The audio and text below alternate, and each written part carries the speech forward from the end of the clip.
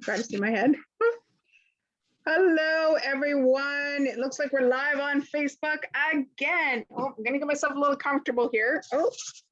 Hey, everybody, it's Jeanette, MYBC Consulting, and this is another episode of the MYBC Virtual Bookstore Author Series. And super duper excited because I had Jennifer Lyell connect me up with Carrie. I'm going to get you to say your last name.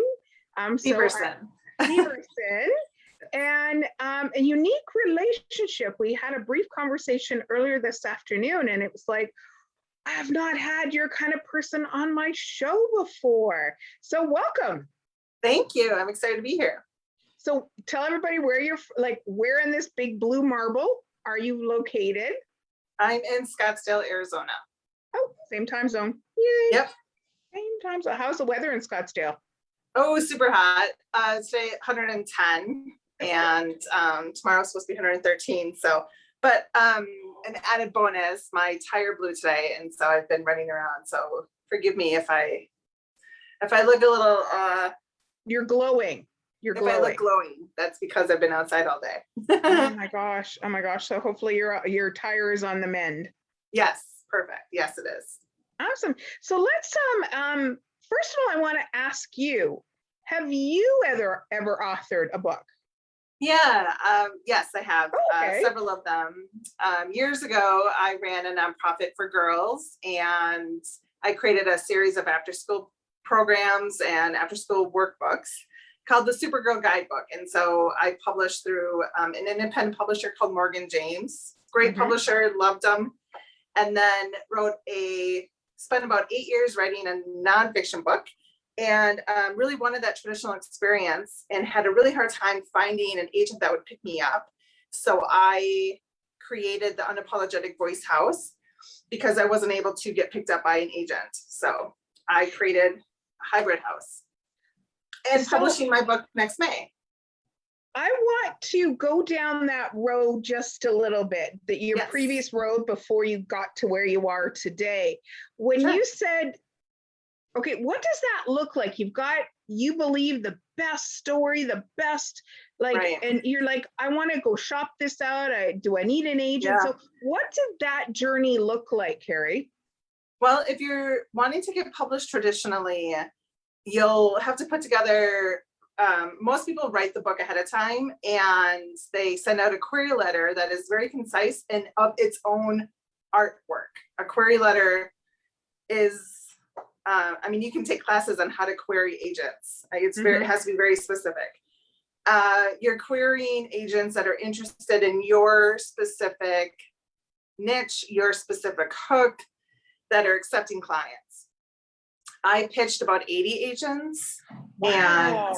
And over the course of about 5 years, and always heard back the same thing. The work is great. I love your story. Your proposal is phenomenal, but your platform size isn't big enough. So once you get past the query letter phase, if an agent is interested in seeing your work, they'll ask for a book proposal, which again is a little tedious. It can be daunting. Mine was about 60 pages, and it feels like a thesis paper. You're analyzing the marketplace, you're putting a full-blown marketing plan together, you're looking at competitive titles, you're providing an overview of your entire piece as well as sample chapters. And from there, if an agent wants to pick you up, you go into a conversation about book deals and what that might look like. And it's really because the publishing industry has changed so much that the hybrid independent space is the best option for a lot of authors who have great stories without great size platforms. Okay.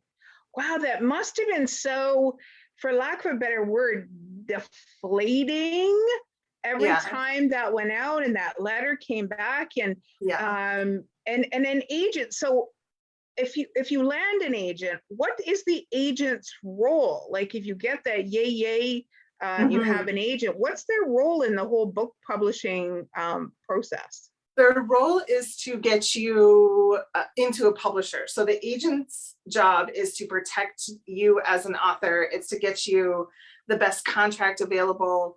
It's to see your vision through to its, it's to fulfill your dreams, really. Mm-hmm. And they're your partners. They're your, Jack to your Jill, really. And they go out to the publishers, Penguin, Random House, Simon Schuster, St. Martin's Press, even Hay House. Mm-hmm. And they're looking to get you a deal, get your book actually published. The thing that so many people, and me included, don't maybe think about is the fact that you could get an agent and then your book is going to sit on the shelf for years because they can't get you a deal, but you've already signed with the agent. So then at that point, you're sort of stuck. So there's a lot to consider on going the traditional route. Right. Mm-hmm. Well, I just got a little goosebumps there when you said it sits on the shelf and it just kind of sits there, because it would be, you put so much time, energy, blood, sweat, tears, and it's just sitting there because you've signed on the dotted line. Yep. So now let's go fast forward or to today, and your unapologetic voice, by the way, love that title. Thanks. And your journey to starting your company. Yep. To how you now wear the publisher hat and working with authors. What does that look like? So the Unapologetic Voice House was really birthed from me being a writer first and not being able to get picked up. And so I created what I wanted in a dream scenario. If as an author, when I go and I put something out to the world, I want a team of people. I want partnerships. I want an editor in place. I want a designer in place. I want an account manager helping guide me through all these tedious steps. I want somebody that can distribute the book. I want somebody that can help me get a small print run if that's what I choose.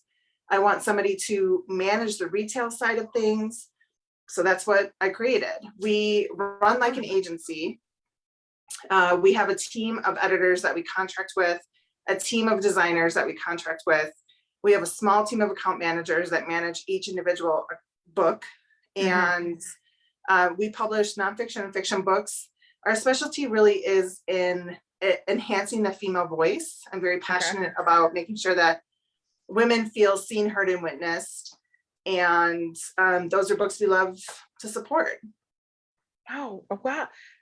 Fascinating. So how many authors are you currently working with and or have worked with, and they now have a book in their hand? We have 35 signed authors, and we've published 22 books so far. Fantastic. I just want to go woo woo. Thanks. And what length of time, Carrie, from starting? Well, I started the house in May of 2019, but each individual project is anywhere from 7 months to a year. So it goes faster if books come in already edited, and we just have to work on laying it out and putting a cover on it, and we move into pre-sale. But the thing that I've really learned over the last 2 years is on the marketing side of things. And so if somebody comes to us without a social media presence at all, without a website, and really wants those elements, I pull in people that can support us there too. Perfect. So we have somebody that helps us create websites. We've got somebody that has created an email funnel system, all of those pieces. And so depending on what we need to create and launch for you will depend on how long from receiving your manuscript to putting you out in the marketplace that really would be. Okay, so you said a couple of things that I want to unpack. Those that know out there, I do social media. I'm a I do a relationship strategy, and I'm working with an author right now. I have one author that I'm helping. What would you say? The whole terminology, the cart before the horse, or the horse before the cart, we ultimately want the horse at the front and the cart behind. Right. But when you, in the pre-planning session or segment or plan, I guess the pre-plan is, what would you say is the most important to have first, second, third in the way of, say, marketing? Like, is it more important to have a website? Is it more important to have a really good letter that's you're going to go and shop people like you? What is kind of when the marketing hat, when you're thinking about marketing, what is the most important thing to 1, 2, 3 if you can? I would say finding a place that you can call your home is your most important part. Do some shopping on, first and foremost, do you want to self-publish? Do you want to go traditional? Do you want to go self-publishing? Understanding those elements is really the most important piece. Okay. Because we're in this for life. This isn't something that, like, you know, your book is out there. To take it down is a tedious, really pain in the butt kind of process. And so our license agreements are a minimum of 2 years. And you really want to make sure that you have somebody on your side that you feel comfortable with. So finding the right fit is first. Having a really strong written book is second. So if you haven't worked with a developmental editor, knowing that when you get to somebody like me or somebody, you know, like one of our competitors, you really want them, you want someone like me to say, this is a strong book, but I think it needs a little massaging, a little tweaking. Hopefully you're open to working with an editor. All of our books, unless it's already been edited, having it edited is a requirement, because I don't want people to buy your book and then return it because it's poorly written or there's mistakes in it. Returns are an author's nightmare. It takes away from your royalties. You're paying double because you have to pay for the return and the freight and the print, and you lose money like crazy. So those two pieces are your legitimate third. But when it comes to marketing, having a website and a way to capture people in your list or your funnel so you can communicate with them is, you know, third and fourth, really. So a landing page at the minimum, and then somewhere where that you can ask, you know, a sign up, email list, something to collect so you can communicate. Okay.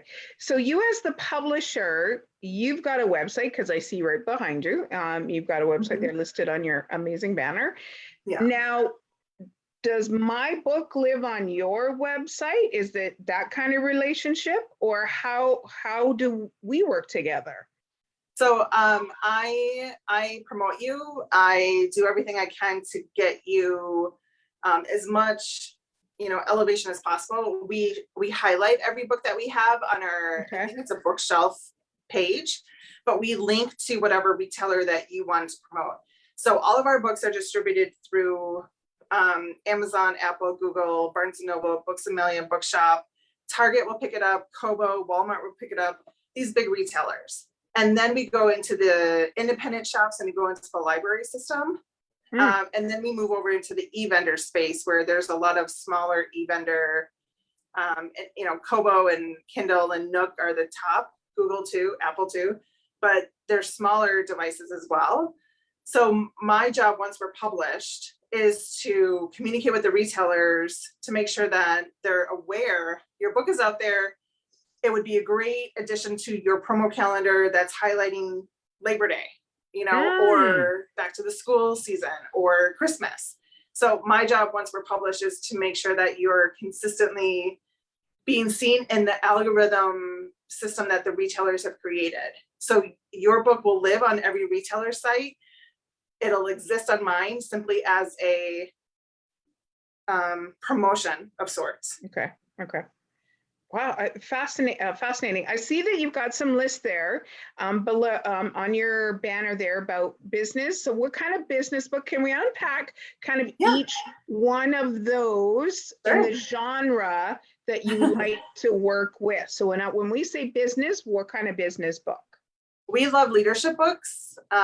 We love, I'm not so interested in, you know, like the sales books or the SEO books. Business, entrepreneurship kind of books, really giving you an opportunity to stand on your own 2 feet and become a better business leader. That's really what we're interested in. Okay. So in education, what does an education book look like on your shelf? We're publishing a couple of workbooks. So, educating, like, for example, parents that had to homeschool their kids or do virtual learning, those types of books of the how to make it, how to make things work in your own home for an educational system. So I don't publish children's books or the how to read kind of books, but more continuing education books. Okay. Okay. So health, fitness, and lifestyle. It's got a Yeah, great. what's the genre that in that one? Health, fitness, and lifestyle. We do a lot of memoirs around those genres. Okay. So we published one called The Perfect 7 Daily Salads. It's a combination of a woman explaining her movement through being diagnosed with rheumatoid arthritis, and then providing tips and tools to people on how to live a healthier lifestyle, really on decreasing inflammation, providing some recipes and things like that. Again, we don't publish cookbooks or color interior, but the health, fitness, and lifestyle books are really the blend of memoir and how to. Okay. Okay. Nonfiction. Wow, that's the biggest section in a bookstore. So when Right. you say nonfiction, what does that mean? So creative nonfiction is something that I'm interested in getting into. Creative nonfiction takes nonfiction into more of a storytelling space, and so it's not super dry. It's focused on plot and character development. So it could be fictional, but it's really more creative. There's a genre called creative nonfiction, but we just put nonfiction on here because it encapsulates it. It's everything, really. I think we covered kind of personal development, kind of falls in some of the other ones, and definitely self-help. So you mentioned that you do work with some fiction. What's a genre of fiction that you like to work with, or have authors work with you? So contemporary women's fiction is what we've done the most of. We've done one sci-fi, and the fiction is so, it feels so much harder for me personally because I'm a nonfiction writer. But I'm really interested in breaking into the young, we're launching a young adults imprint here soon too with young adult fiction. I feel like we can really make an impact there. So we created an imprint called YA Stories. It's fiction books written by 11 to 17-year-olds for the young adult audience, which is really an 8th grade reading level. Mm-hmm. And that's really what I'm excited to explore that. And we're hoping to publish our first anthology here in the fall for fiction, young adult fiction. Oh, congratulations. Thanks. Oh my gosh. After people are watching this, I've got about 1,700 followers on my page here. Are you prepared for an influx? Because I think in this last year and a half, no, not I think, I know in this last year and a half, there have been people that have been sitting and going, I could do this so much better. I've got great, like I'm right now, I've got 2 books that I'm kind of got in my mind. One is someone's doing some illustration for me. And then I've got another book that I'm kind of pulling together. I don't know about you, but I have, if a journal isn't within about 2 steps from where I sit, I've got journals here. I've got a journal at my front door. I've got a small journal in my purse. I've got a journal by my bed. I live in a 700 square foot cottage. If I don't have something that I can write, whether it's a poem or capture a story or something, it'll be gone. And people go, well, you got your phone, just voice note it. And it's like, it's not the same. No. It's not the whole connected feeling going onto the page. So I'm envisioning, because you are my first holistic person that has talked about being an author, but is that publisher, that hope. I would say that hope that I'm not going to get the Penguin, I'm not going to get the Simon & Schuster, I'm not going to get, the other big names that you said. Right. Are you prepared for an influx of people, that if people were to reach out to you for help? Yes. In fact, I've been working with a grant writer to go after additional capital to grow my business, because in 2020, we signed so many clients in 2020 because so many people were like, I'm going to write this book. I'm going to finish this book. And I became very passionate about helping nonfiction writers specifically on understanding the liability behind being an author and what that really means and the liability around it.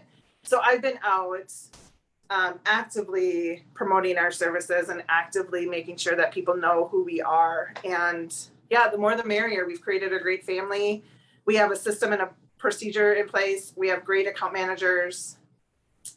We're ready. Come on over. That's great. So as we wrap this up, First of all, I just want to give a huge, huge thank you to you as well as, oh, and hi to your dog. Yeah, sorry. What's your dog's name? Princess Leia. Princess Leia. Oh, perfect name. And again, a special shout out to Jennifer Lyall that connected up, that was very present in what I wanted to do to move this platform, that I have this system called Lifting Up, which is LinkedIn, Instagram, Facebook, and Twitter. What are your intentions on social media? What networks do you belong to get your goals in life? And this is what I use social media for, is the more that we can be lifting up each other, lifting up our stories, and understand that this is my tool. Your tool is your editor. Your tool is your marketing people. Your tool is your designers and you know, your printing people. And I'm stuttering right now, and that's okay. Is last word to you about books, books. So last words to you. Well, what I can tell you as both an author and a publisher is that no one can tell your story but you. And the best book out there is probably one sitting in your computer. So go write it. Perfect way to end it. So again, thank you so much, Carrie, for joining me tonight. Afterwards, we'll make sure that in the comments, and you'll see that, Carrie, I didn't stop in case somebody was asking questions, because I do like to stay present for the people that I interview. And I could use StreamYard and I could watch the comments over here. But I encourage people to reach out afterwards after you watch this video. We'll make sure that in the comments on my Facebook page, we can put your website or how people can get in touch with you. And so there you go, guys. There's a book in you, and I bet you got lots of books on your shelf like I do. It's time to go grab a book, grab a cold drink, sit down, read a book, or even better, write your book. Write your book. Okay. So again, thank you so much. Next Tuesday, I can't remember, but we now have authors booked until the middle of September that are going to be sharing their story. So thank you so much. Enjoy your night, everybody.